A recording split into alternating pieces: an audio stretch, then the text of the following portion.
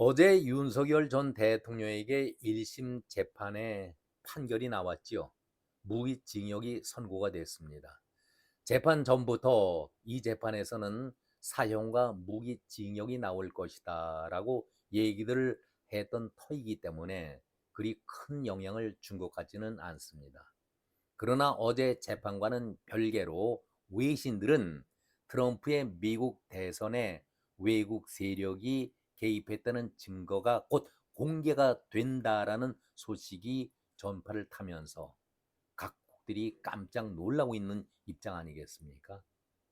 트럼프가 여러 차례 언급했던 SCIF 보고서도 공개가 되면서 우리에게는 윤석열 대통령의 재판 결과 못지않게 큰 충격을 안겨준 어제였습니다. 깜나라 조진국 시간입니다.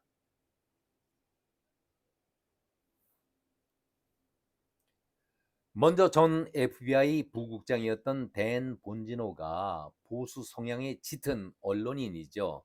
존 솔로몬과의 방송을 통해서 트럼프가 미국 대선이 벌어졌던 2020년에 외국 세력이 개입했다라는 증거를 곧 공개할 것이다 라고 어제 현지에서 이런 것을 밝혔는데 이것을 투데이 뉴스의 안세영 기자가 인용 보도한 바 있었습니다. 그 내용을 보자면은 솔로몬은 트럼프가 미국의 여론을 바꿀 것이며 상원 의원들도 의견을 바꿀 것이다. 외국의 적대 세력이 우리가 알고 있는 것보다는 훨씬 더 광범위하게 시스템에 관여해왔다. 그러니까 부정선거에 외세가 그렇게 주도 면밀하게 참여해왔다라는 얘기를 하면서 이것을 막기 위해서 솔로몬은 미 의회에서 세이브 아메리카 법안이 통과될 것으로 예상하고 있다. 그러면서 이 법안이라는 것은 불법 이민자들의 부정선거를 막는 법안으로 선거할 때는 반드시 신분증을 확인하는 법안이다. 우리에게도 선거 때에 중국 관련된 사람들이 많이 투표에 참여하고 있다라는 얘기가 그동안 쭉 들려왔기 때문에 우리에게도 관심 있는 대목 아니겠습니까? 트럼프는 외국 세력의 선거 범죄 개입 증거를 공개하는 순간에 미국 정치권은 물론이고 국제사회에 엄청난 파장이 일 것으로 보고 외국 세력으로 지목된 나라들에게는 정적 파장이 만만치가 않을 것이다. 큰 충격이 따를 것이다 해서 초긴장 상태를 보이게 된다라고 얘기하고 있는 것 아니겠습니까? 이런 현실 속에서 우리 국내의 대부분의 언론들은 트럼프의 움직임에 대해서 무시하거나 다루더라도 아주 소극적인 입장을 보이고 있습니다. 대단히 중요한 내용인데도 이러한 기사를 우리는 취급조차 안 하는 것이 언론들의 경향이다. 이것을 지적하고 있습니다. 이와 함께 제가 여러 차례 보도를 해드린 바 있었죠.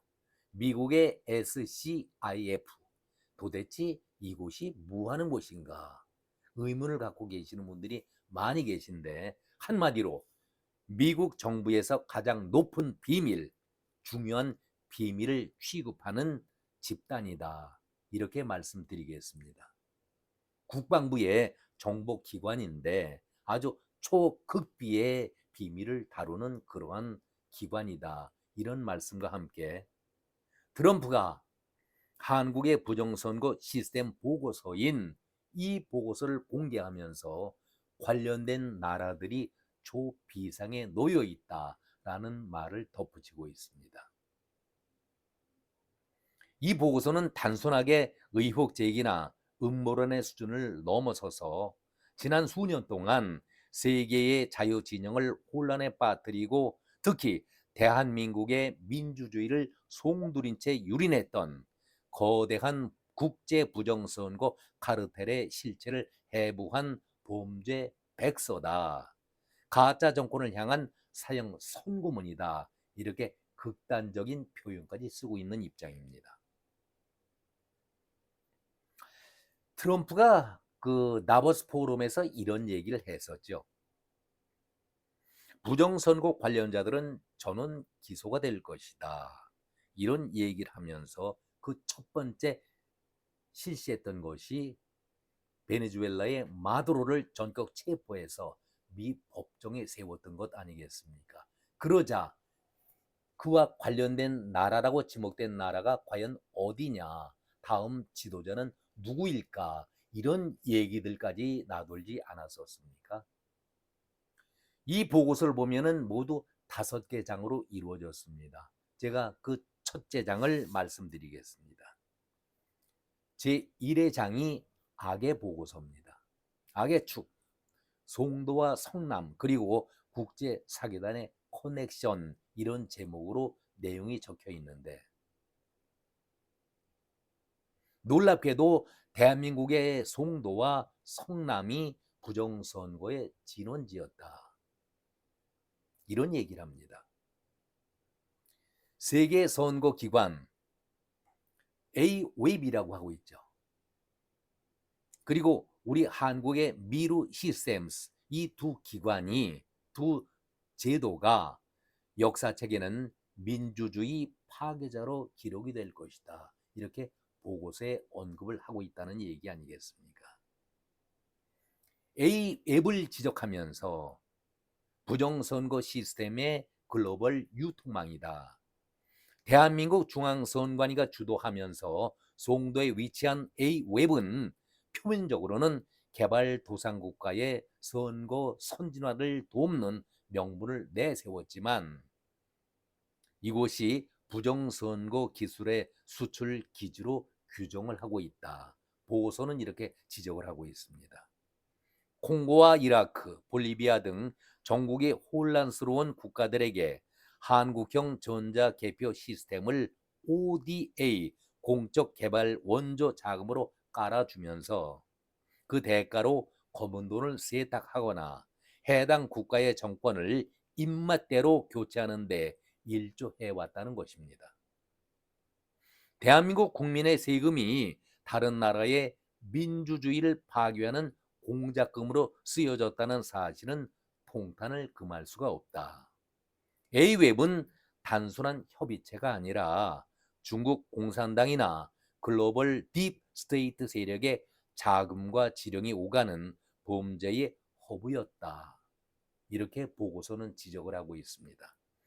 그리고 한국의 미르 시스템스에 대해서는 이렇게 지적을 하고 있습니다. 성남의 비극적 우연, 더욱 충격적인 것은 부정선거의 핵심 장비인 투표지 분류기와 서버 시스템을 제작한 미르 시스템스가 하필이면 이재명 대통령의 정치적 본거지인 성남에 본사를 두고 있다는 점이다. 성남은 대장동과 백현동 개발 비리의 온상이자 이재명이라는 권력이 탄생을 하고 성장한 인큐베이터였다. 우연히 3번 겹치면 필연이라고 했다. IT 기술이 집약된 판교 밸리의 그늘 아래에서 미르 시스템스는 외부의 감시를 피해 백도어가 심어진 기계를 만들고 외부 통신이 가능한 무선 랜 카드를 장착해 개표 결과를 원격적으로 조작할 수 있는 하드웨어를 공급했다.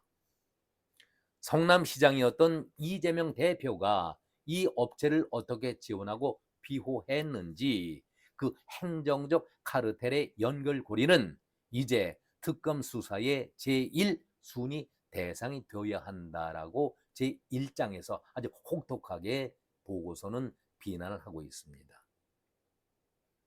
그리고 이어서 뭐 QR코드라든가 사전투표, 보관함, 이송 문제, 우체국에 장시간 보관하고 이송하는 그 문제 등 자세한 것을 지적을 했는데 아주 예리하게 보고서가 정확하게 지적을 하고 있습니다. 왜 인쇄소를 버리고 프린터를 택한 이유를 밝혀라. 과거처럼 인쇄소에서 투표용지를 미리 찍어낸다면 수량 관리가 엄격해서 가짜 표를 투입하기가 어려운데 프린터를 이용해서 잉크젯 프린터를 도입해서 대량으로 투표용지를 만들었는가? 그 문제 하나와 함께 QR코드, 유권자를 감시하는 디지털 꼬리표 법적으로 바코드를 사용해야 함에도 불구하고 선관위가 끝까지 QR코드를 고집한 이유는 명백했다. 바코드보다도 훨씬 많은 정보를 담을 수 있는 QR코드는 그만큼 부정선거하는 데 유리하지 않겠는가, 이런 지적과 함께 사전투표의 문제점도 지적을 했습니다. 이것은 조작을 위한 골든타임이었다. 사전투표를 이렇게 표현하고 있습니다. 투표함이 개표소로 직행할 수가 없고 4박 5일이라는 긴 시간 동안 선관위의 창고나 우체국 물류망 속에 머무는 그 시간에 범죄자들에게는 투표함을 통째로 바꿔치기 할 수 있는 보물 같은 시간이었다. 그러면서 사전투표의 보관 및 이송 과정이 보안의 진공 상태였음을 지적하고 있습니다. 한마디로 우편망을 이용한 배달 사고의 가능성이 농후하다.